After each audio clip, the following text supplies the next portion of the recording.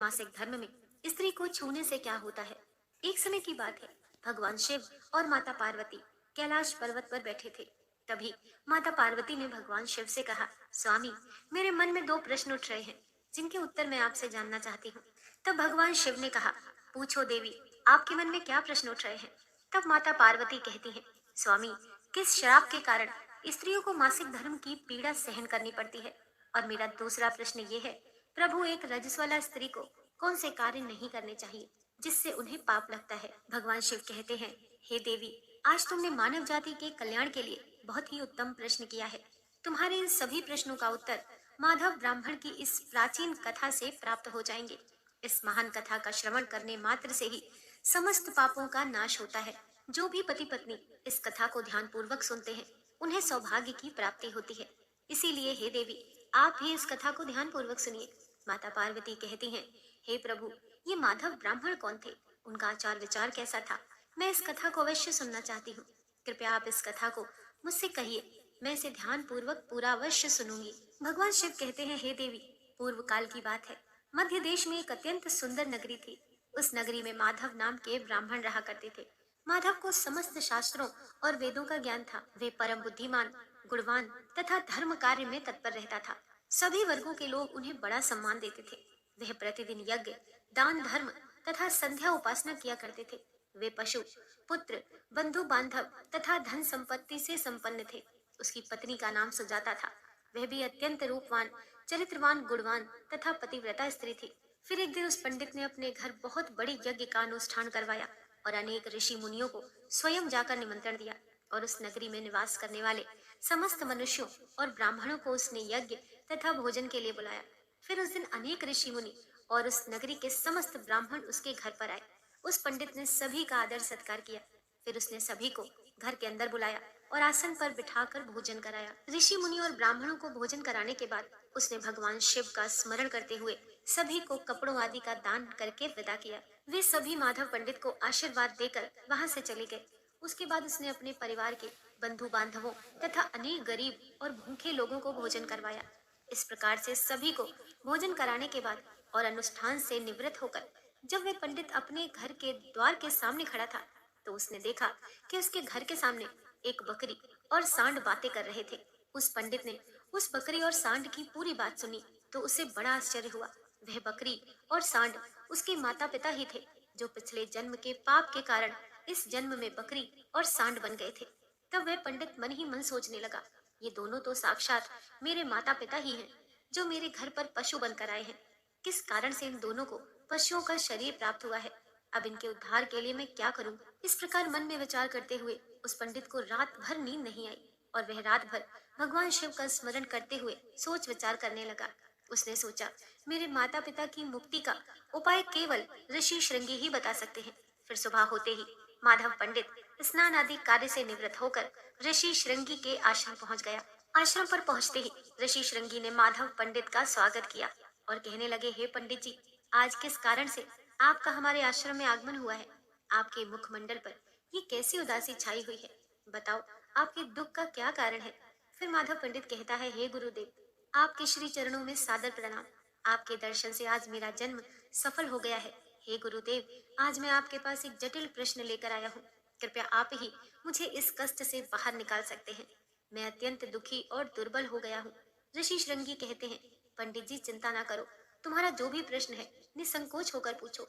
मैं अवश्य तुम्हारी समस्या का समाधान करूंगा। फिर माधव पंडित कहता है, हे गुरुदेव, कल मैंने अपने घर पर शिव चर्चा रखी तथा अनेक ब्राह्मण को और भूखे लोगों को भोजन कराया। विधि पूर्वक भगवान शिव का पूजन किया। फिर मेरे द्वार के ठीक सामने एक बकरी और सांड आया। फिर दोनों मेरे घर के सामने खड़े होकर बातें कर रहे थे। सबसे पहले बकरी उस सांड से इस प्रकार से कहने लगी, हे स्वामी, आज जो घटना घटी उसे ध्यान से सुनिए। हमारे पुत्र के घर में ब्राह्मणों के भोजन के लिए जो दूध रखा हुआ था, उस दूध में एक सांप ने अपना जहर उगल दिया था, जिसे देखकर मुझे बड़ी चिंता होने लगी। इस दूध से भोजन बनने वाला था। अगर सभी लोग उस दूध को खा लेते तो उनकी मृत्यु हो जाती। इसलिए मैंने उस बर्तन से सारा दूध पी लिया। और जब बहू की दृष्टि मुझ पर पड़ी तो उसने मुझे खूब पीटा, जिससे मेरा अंग भंग हो गया। मुझे बहुत पीड़ा हो रही है। इसी कारण से मैं लड़खड़ाते हुए चल रही हूँ और मुझसे ये पीड़ा सहन नहीं हो रही है। बकरी की बात सुनकर वह सांड बहुत दुखी हुआ और वह खुद का वृतांत सुनाने लगा। हे प्रिय, अब मैं तुम्हें अपने दुख का कारण सुनाता हूँ। मैं पूर्व जन्म में इस माधव पंडित का पिता था। आज उसने सभी ऋषि मुनियों और ब्राह्मणों को भोजन कराया, किंतु इसने मेरे सामने थोड़ी सी भी घास नहीं डाली और ना मुझे जल पिलाया। इसी कारण से मैं बहुत दुखी हो गया हूँ।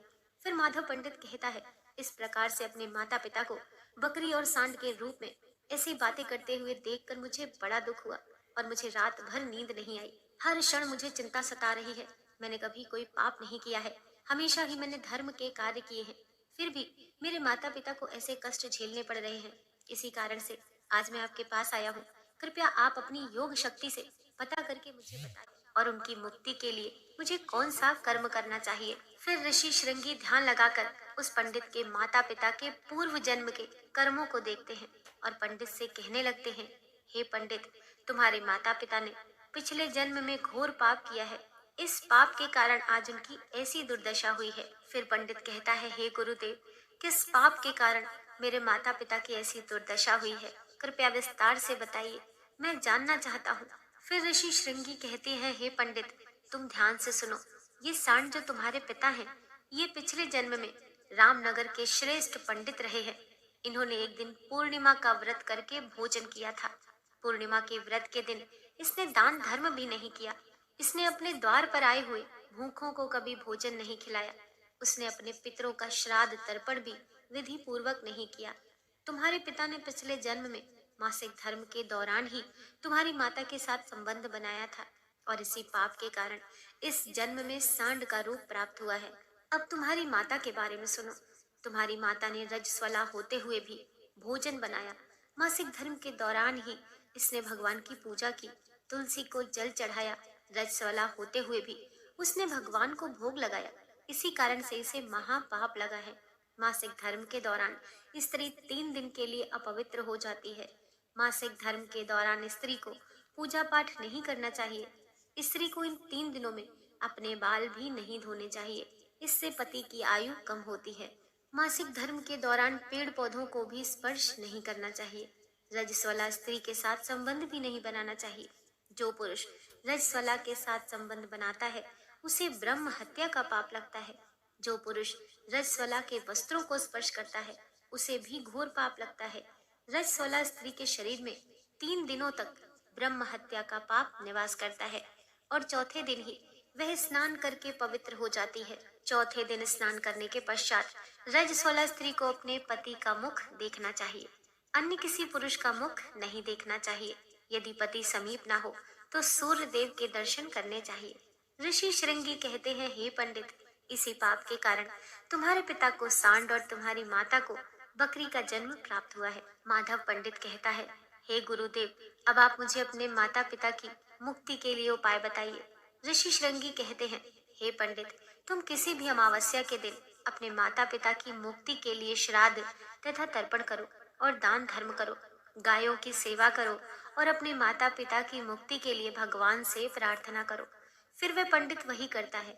फिर उसके माता पिता को समस्त पापों से मुक्ति मिलती है। फिर भगवान शिव माता पार्वती से कहते हैं, हे देवी, मैंने तुम्हें रजस्वला स्त्री को कौन से कार्य नहीं करने चाहिए इस विषय में बता दिया। अब मैं तुम्हें बताता हूँ किस कारण से स्त्री को मासिक धर्म से गुजरना पड़ता है। सतयुग में कालकूट नाम के प्रसिद्ध असुर हुआ करते थे। दानव होने के कारण उनका स्वभाव उग्र था और वे हमेशा ही युद्ध करने के लिए तत्पर रहते थे। फिर एक दिन सभी दानव वृत्तासुर के साथ मिलकर स्वर्ग लोक पर चढ़ाई करने लगे। उन असुरों के पास भयंकर शक्तिशाली अस्त्र शस्त्र थे जिनका देवता सामना न कर सके और भागकर ब्रह्मा जी के पास चले गए। फिर ब्रह्मा जी ने उन असुरों को परास्त करने का उपाय बताते हुए कहा, हे देवराज इंद्र, तुम इसी क्षण महर्षि दधीचि के पास जाओ। वे उनके शरीर की हड्डियों से तुम्हें अस्त्र शस्त्र प्रदान करेंगे। उन अस्त्र शस्त्रों का प्रयोग करके तुम उन असुरों का वध कर सकोगे। फिर सभी देवता महर्षि दधीचि के आश्रम पर जाते हैं और उनसे प्रार्थना करके अस्त्र शस्त्र प्रदान करने की विनती करने लगते हैं।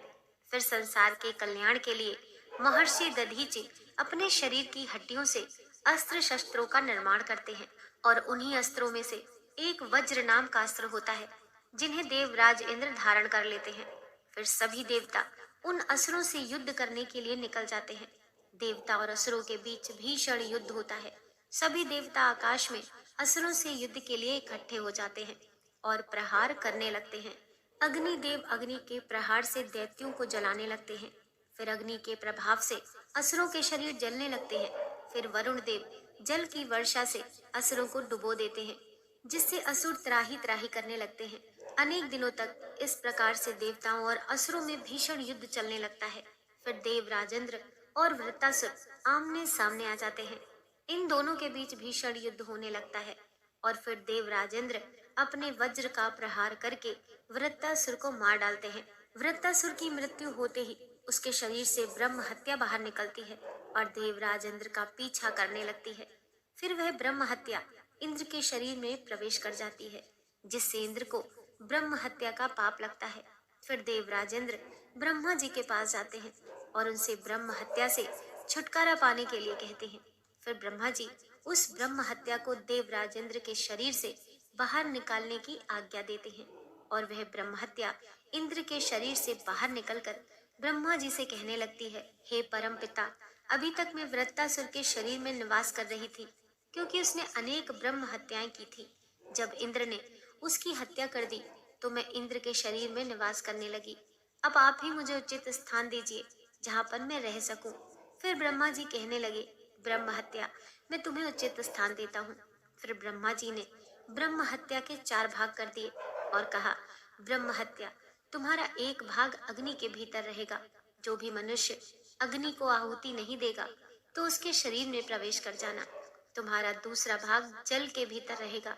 जो भी जल में गंदगी फैलाएगा अथवा मल मूत्र का त्याग करेगा तो उसके शरीर में प्रवेश कर जाना। तुम्हारा तीसरा भाग पेड़ पौधों में रहेगा।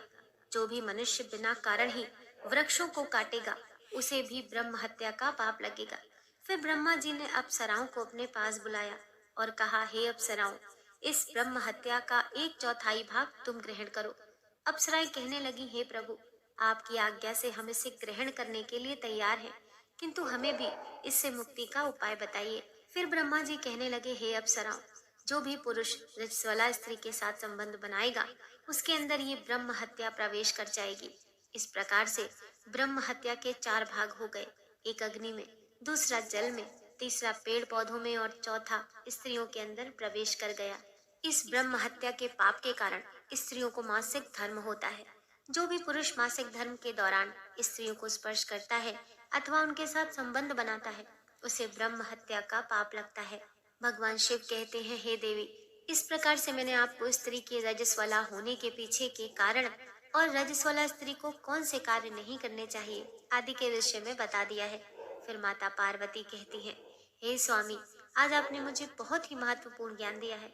मैं भी आपको वचन देती हूँ, जो भी स्त्री मासिक धर्म के दौरान पूजा पाठ करेगी और पति के साथ संबंध रखेगी उसके घर में मैं कदापि प्रवेश नहीं करूंगी।